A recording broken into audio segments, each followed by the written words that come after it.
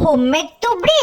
আরে দেখে মনে হচ্ছে তো এটা ফুলকপি। হ্যাঁ ঠিকই বলেছো, এটা কোনো কেক বা আইটেম বোমা নয়, এটা গোটা ফুলকপি রোস্ট।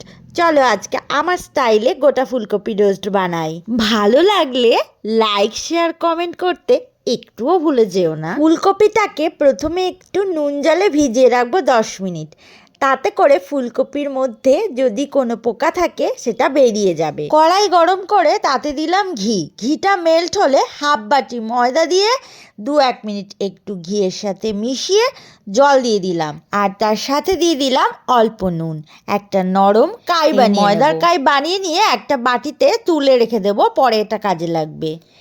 এবারে সেই ফুলকপিটা নুন জল থেকে তুলে নিয়ে কড়াইতে অল্প জল দিয়ে সিদ্ধ করে নিতে হবে। এরকমভাবে সিদ্ধ করতে হবে যাতে হাত দিয়ে ধরলে ভেঙে না যায়, আবার সুসিদ্ধ যেন হয়।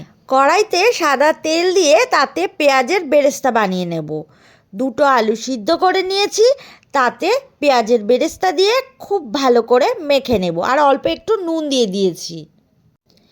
এবার এই আলু মাখাটা রেখে দিয়ে 250 গ্রাম চিকেনের কিমা নিয়েছি এখানে, আর তেলের মধ্যে কুচনো পেঁয়াজ দিয়ে দেব। আর পেঁয়াজটা ভাজা হলে এখানে গ্রেট করা আদা আর 10-12 কোয়া রসুন। আদা রসুনের কাঁচা গন্ধ চলে গেলে এখানে দিয়ে দিচ্ছি নুন, দিয়ে দিলাম হলুদ গুঁড়ো, ধনে গুঁড়ো, জিরে গুঁড়ো সব 1 চামচ করে এখানে দিয়ে দিলাম। 5-6টা কাঁচা লঙ্কা কুচি এখানে দিয়ে দিলাম। এবার চিকেনের কিমা দিয়ে দিলাম। যেহেতু চিকেন তাই একটু তাড়াতাড়ি সিদ্ধ হয়ে যাবে, বেশি সময় লাগবে না।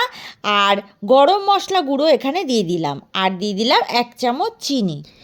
বেশি তেল দেখে ভয় পেয়ে যেও না, কারণ যেই ময়দার কাইটা দেবো অমনি সব তেলটা টেনে নেবে। চিকেনের পুরটা রেডি হয়ে গেছে। চিকেনের পুর ঠান্ডা করে নেব। এখানে নিয়েছি বিস্কুটের গুঁড়ো, আর একটা ডিমে সামান্য পরিমাণে নুন দিয়ে খুব ভালো করে ফেটিয়ে নিয়েছি। আর এখন সেই সিদ্ধ করে নেওয়া ফুলকপির মধ্যে চিকেনের পুর দিয়ে দেব। সমস্ত ফাঁকা জায়গাগুলোতে খুব ভালো করে চিকেনের পুরটা দিয়ে তার উপরে ভালোভাবে সিদ্ধ আলুটা দিয়ে দেব। আলুর পুর আর চিকেনের পুর দিয়ে খুব ভালোভাবে আটকে নেব, আর ওপর থেকে ডিমের মিশ্রণটি ঢেলে দেব, আর সবটা ভালো করে মিশিয়ে নেব। এবার বিস্কুটের গুঁড়ো এভাবে চেপে চেপে এর মধ্যে দিয়ে দেব। হলো না বোমা? ও, এবার এই বোমাটা ফাটানোর পালা। বিস্কুটের গুঁড়ো এভাবে চেপে চেপে পুরোটা রেডি করে নিতে হবে। বিস্কুটের গুঁড়োটা দিয়ে সাথে সাথে ভাজতে হবে, আর কড়াইতে তেল গরম করে তার মধ্যে দিয়ে ভেজে নেব, আর ওপরে এভাবে তেলটা হাতা দিয়ে দিয়ে দেব। তারপর নিচের দিকটা ওপরে করে নেব। 5-6 মিনিট এইভাবে ভেজে নিয়ে তারপরে কিন্তু উল্টে নেব।